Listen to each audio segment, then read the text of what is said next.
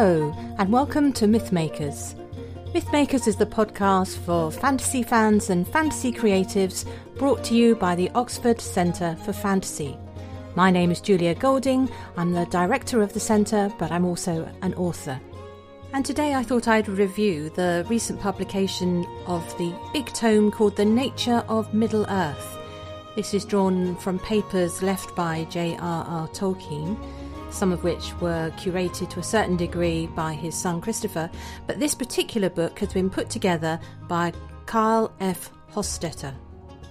And it was published in 2021 by Harper Collins.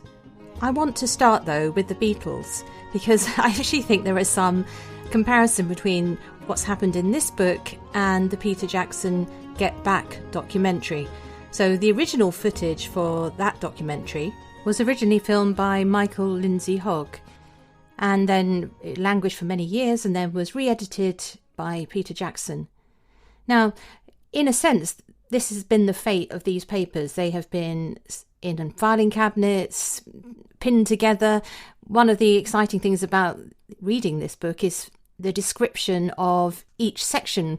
It's often written on the back of an examination script or a letter from his publishers. You get the sense of the master at work. And these were not thought of as polished final items at all. They were his working documents. But where the comparison to the Beatles really comes in is that the Peter Jackson edit has really focused on showing how the creativity works between the members of the band, how they noodle away on a guitar or a piano and come up with their tunes. There is a similar thing coming along here where you can see Tolkien thinking through the implications of some of his creative decisions. In a sense, this book gives us a look under the bonnet of the car or the hood of the car and shows us how he thought. First of all, I should say this isn't a satisfying story read. I remember my childhood disappointment when I'd exhausted The Hobbit, Lord of the Rings and the Silmarillion and turned to the other collections of things like The Lost Tales, that they're fragments. You're often left wondering what happens halfway through a story, or there are multiple versions of the same story and you're not sure which is the final one that Tolkien settled on. This is exactly the same with this collection, but even more so. This is much more fragmentary even than something like The Unfinished Tales. So don't come to it thinking it's an extension of Lord of the Rings. But however, there is a growing fascination as you read it. The more you know about Tolkien's legendarium, the more interesting it becomes. I think it actually starts off in a sense in the weakest place. I can see why it was chosen in terms of the logic of the collection, but part one is very much focusing on Tolkien working out the maths of the elven population. There is a lot of repetition here. He's trying to work out what extent of time he needs to allow between the elves first waking up and the sort of historical events beginning to happen.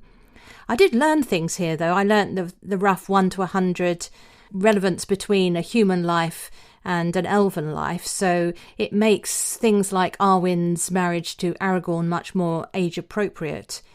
And you also get the interesting fact that the relative speed of elven lives changes depending where they are. So Middle-earth, it goes relatively faster than in Valinor, for example, because of the pressure and the physicality of living in Middle-earth. All of that was absolutely fascinating. And you can see him fine-tuning and adjusting to make the generations fit. This is very much like, changing the spark plugs or something. They're tiny adjustments. And you can see him pondering on page 149, actually asking the question, could Celebrian, could she be younger? That's the wife of Elrond. And you can see him just trying to work it out and what the knock-on effect would be on the rest of his writing if he did so. And there is a particularly intriguing essay on the perception of time, which follows on from this idea of the generations of the elves. So on page 160, and I'm going to quote a little bit here, he is thinking about the relative perceptions of time between the elves, who obviously live they're almost immortal in many ways, and men. And he says, as if two travellers went along the same road, the one who has never journeyed there before, and he is young and full of hope, may be eager to reach the end and enter upon other roads, the other has travelled the same way many, many times and barely notes the things seen or passed, and he is tired maybe, and yet fears to reach the end, having little hope of going on to further journey. To which will that road seem shorter? To the young, halting barely at all, and yet not hoarding the moments, it may seem a long and memorable journey in experience and in retrospect. To the older, it will hold little of memory to distinguish it from other journeys like it, and yet its end will come too soon. It will seem swift, at least in retrospect. He's not saying there that the elves are one and the men are the other. He's just saying how the same moment in time, the same experience can appear differently to two people going through it, maybe even together. Perhaps you find this true of your own life. I can certainly remember that as a child, a week at school, at primary school, felt like an age. One marker of that week was that we had a spelling test every Friday, and I can distinctly remember feeling that the gap between those Fridays was just forever. Whereas now, Friday to Friday goes by in a flash of time. And Tolkien is using that perception, which we all experience, of how time feels different, to apply to how it might be to be inside the head of an elf compared to the more familiar experience of being inside the head of a man. The second section of the book is entitled Body, Mind and Spirit. The material here is drawn from a wider selection of themes. And for me, the highlight of this particular section was the interesting chapter on something called Osanwe Kenta. That is a form of telepathy. You probably remember in the films that Peter Jackson made that there are some moments when Elrond and Galadriel and Gandalf, they're all able to communicate mind to mind. And I wasn't sure where this fitted in. I hadn't sort of thought about it as part of the world. And there is a long explanation of how this works, which is really worth reading. I won't paraphrase it here, but it makes it fit within the logic of Tolkien's created world. And there's other things like short chapters on elven hands and how it's related to counting and whether or not they have beards and what kind of hair, all that stuff. It's very fascinating and just makes you think about the detail to which Tolkien went when he was considering his world.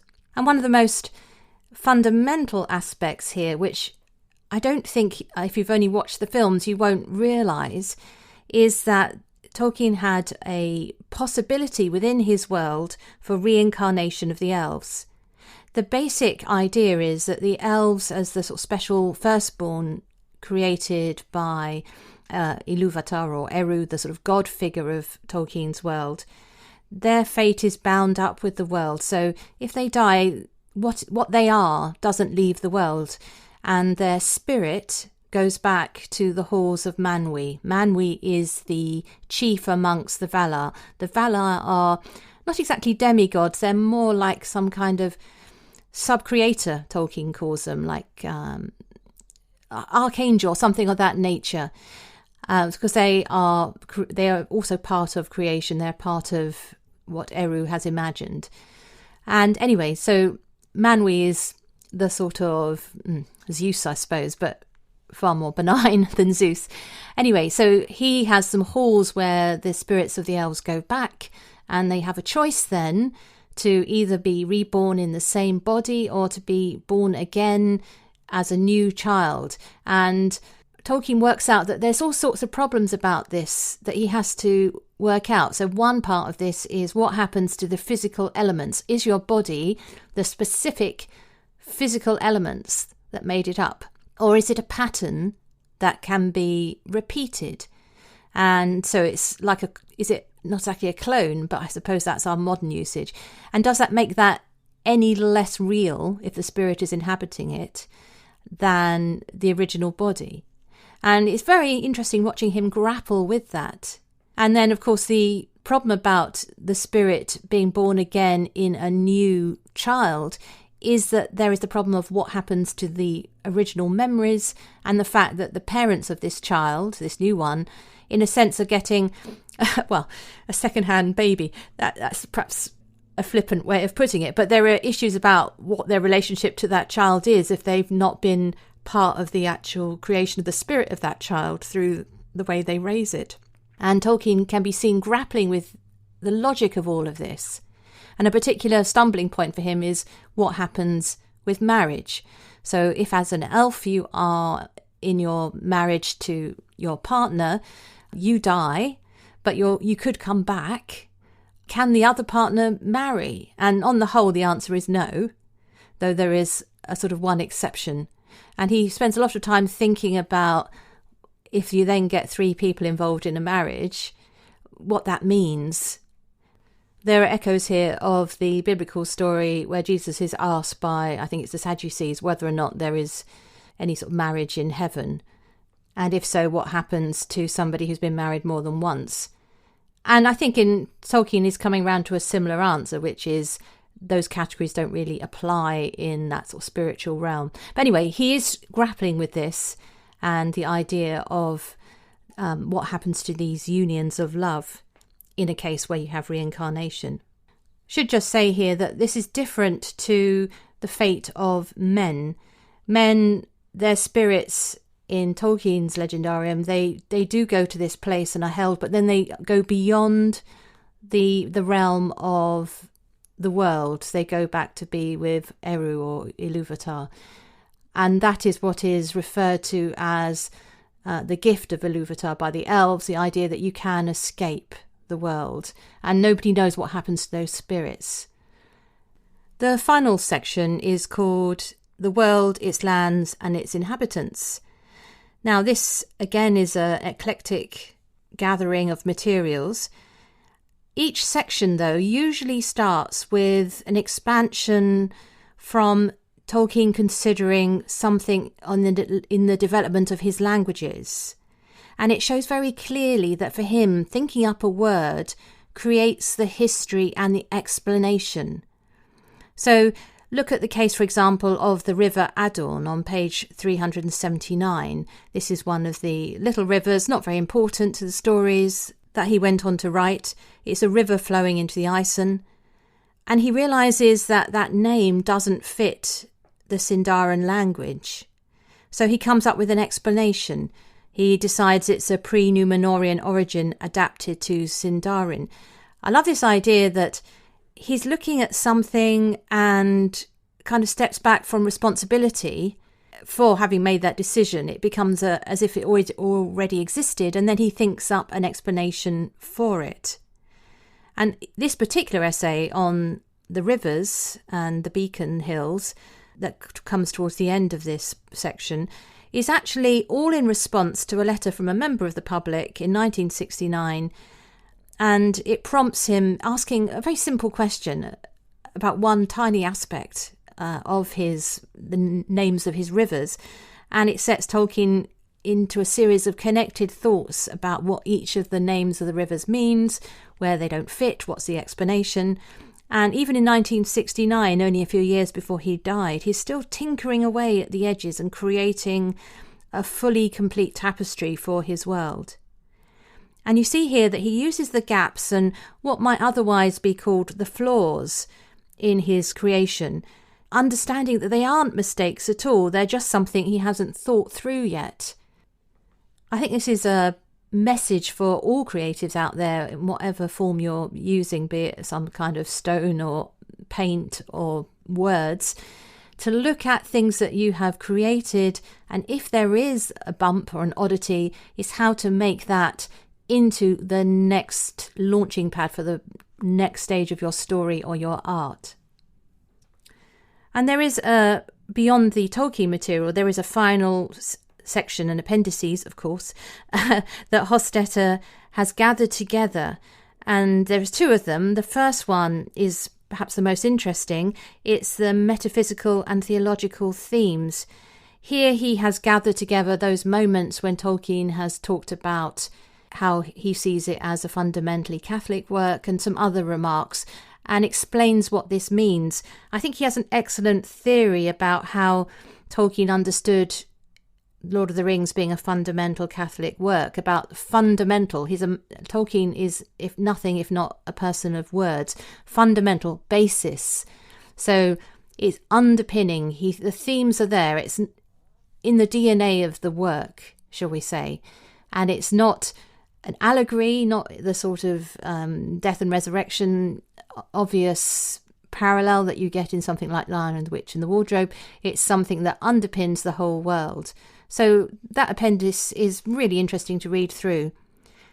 There's also an answer here to why there is no religion in the world of Middle-earth, which I think I had gathered in fragments, but it was well put together here. There is obviously a faith because we've got Eru and we've got the Valar, so we've got a sense of a god and those sort of archangel deity type figures. But there is no worship and there are no temples by the time you reach The Hobbit and Lord of the Rings. So it's explained that in a way the elves in Valinor, they live with the Valar, with the sub-creating demigods.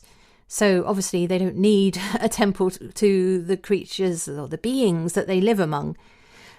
But there was a time when this world that Tolkien created did worship, and this was on the island of Númenor. And there was a temple on a mountain top there, which was dedicated to Ilúvatar. But the worship there went wrong. The downfall of Númenor is caught up in this idea that a sort of Tower of Babel story, really, where they felt the kings towards the end were jealous of the powers of God, and they were sort of vying with the powers. That led to the downfall of Númenor. And from that time, it was forbidden to the Númenorians and their descendants to worship, and only evil people set up temples. So you get occasional tiny traces of it, like Doors of Dunharrow. There's a suggestion there that this was the entrance to a temple of some sort. That's on page 394 if you've got a copy of the book. There is one religious moment that is mentioned, though, which I found fascinating.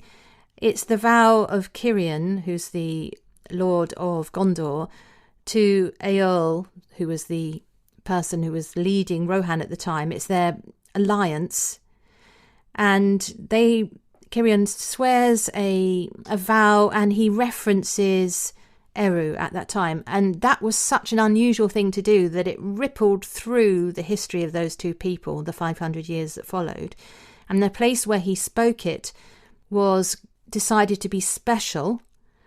The place was called Halifirion, but not as a place to go and have a temple, but it's just regarded as a special place. So that seems to be the way it was memorialised. Now, I have to say, these are all thought experiments, unfinished papers by Tolkien, so quite what he would have done with that further if he'd spent longer on that, I don't know, but I thought that was a very helpful explanation. However, I would have to say there is one absolutely must-read passage in this book, particularly for anybody interested in writing. It comes in the essay on fate and free will. That's page 230, if you're following along. And it's worth quoting at a certain length. This is what Tolkien is writing. The author is not in the tale in one sense, yet it all proceeds from him and what was in him, so that he is present all the time. Now, while composing the tale, he may have certain general designs, the plot for instance, and he may have a clear conception of the character, independent of the particular tale, of each feigned actor. But those are the limits of his foreknowledge. Many authors have recorded the feeling that one of their actors comes alive, as it were, and does things that were not foreseen at all at the outset, and may modify in a small or even large way the process of the tale thereafter. All such unforeseen actions or events are, however, taken up to become integral parts of the tale when finally concluded. Now, when that has been done, then the author's foreknowledge is complete, and nothing can happen, be said or done, that he does not know of and will allow to be. Even so, some of the Eldarin philosophers venture to say, it was with Eru. So here he's deciding that the explanation for free will is very much like the explanation for how a character works in an author's creation. So that obviously has a theological implication, but I'm thinking about it now totally as a fellow writer. And as I read that, I gave a big yes, that's exactly what it's like. I distinctly remember writing one of my books, and the moment came when the character took off. I've written some historical series for children, and in one of them, the Cat Royal series, book 2, Cat Amongst the Pigeons, it has a theme of the slavery movement in the 1790s. It's looking at the debate around slavery and the abolition movement, and it's set in Drury Lane Theatre. Anyway, the main character, Cat Royal, is sent to take some theatre tickets to a gentleman's club, and in the gentleman's club is a slave owner who claims to own her best friend. And I'd written a plan where things were going to go one way, they were going to have a little bit of a tiff, and she was going to hand over the tickets. But when she actually got in the room, she refused. And it was as though I was following on after her, and she did some quite shocking things, which meant she had to go on the run because her anger took over. And it was so exciting as a writer to follow on behind. I also had to deal with the aftermath where my lovely plan was all in pieces. Those moments are the best moments for a creative. And I love this explanation of maybe that's how free will works. So if in a sense, whilst you're writing the book, that's the time, but when you're standing outside time, the book is complete and on the shelf, you're then like the god of your world and you have complete foreknowledge, even though some of the events within it were down to individual characters working out their own fate to a certain degree. I think there's a lot to think about in that. So thanks very much, Carl F Hostetter, for bringing that to me to read, because I really enjoyed reading that bit. So do I recommend this book? Absolutely, to those of you who are following the minutiae of Tolkien's world. It's definitely not the place to start. I wouldn't give it to somebody who doesn't sort of have a genuine deep interest in Tolkien, but there are plenty of us with that interest, so I would recommend it. I always end with where in the world, or where in any fantasy world, is the best place for something. And in today's podcast, as so much at the end of the book of the nature of Middle-earth is spent considering the nature of rivers, I thought I would have a go at where is the best place for a fantasy river. Now, absolutely, I love all the rivers in Tolkien, but I think I better put that aside because that's the obvious choice. And what actually came to mind was a book that I read as a teenager. It was by a writer called Julian May, and it forms a series called The Saga of Pliocene Exile, which was published in the 1980s. It's actually a science fiction work. The basic idea in this book, The Golden Talk, is that there is a gateway which sends you back in time. And all sorts of misfits and criminals and others get sent back to the Pliocene age. What I remember there is I think it's the Rhone-Seine Valley, the big valley that goes through the centre of France, is even bigger, even more magnificent, even wilder. And for me, this opened up vistas of what life before humans was like on Earth in the area that we know as Europe. I mean, Tolkien is doing something a bit similar. He's sort of thinking of a pre-history for Middle-earth, but this is more in touch with archaeological evidence than Tolkien's mythology. And I think they spend some of the time rafting down the river. And for me, this totally changed the way I relate to prehistory. It gave me a way of holding on to it. And then when I was thinking about this, I went and looked up Julian May. I had quite wrongly assumed that Julian was a man, so please forgive me, Julian. She was a writer with many, many pen names, so do look her up. And I want to thank her for giving me this vistas when I was reading. I had a stage as a teenager reading loads of science fiction and fantasy, and it was definitely one of my favourites at that time. It's a rough experience, the rivers of the Pliocene, but still powerful, so I would highly recommend that if you're wanting to expand your fantasy perception of rivers. That's all from Mythmakers today. Thank you very much for listening. Thanks for listening to Mythmakers Podcast, brought to you by the Oxford Centre for Fantasy. Visit oxfordcenterforfantasy.org to join in the fun. Find out about our online courses, in-person stays in Oxford, plus visit our shop for great gifts. Tell a friend and subscribe wherever you find your favourite podcasts worldwide.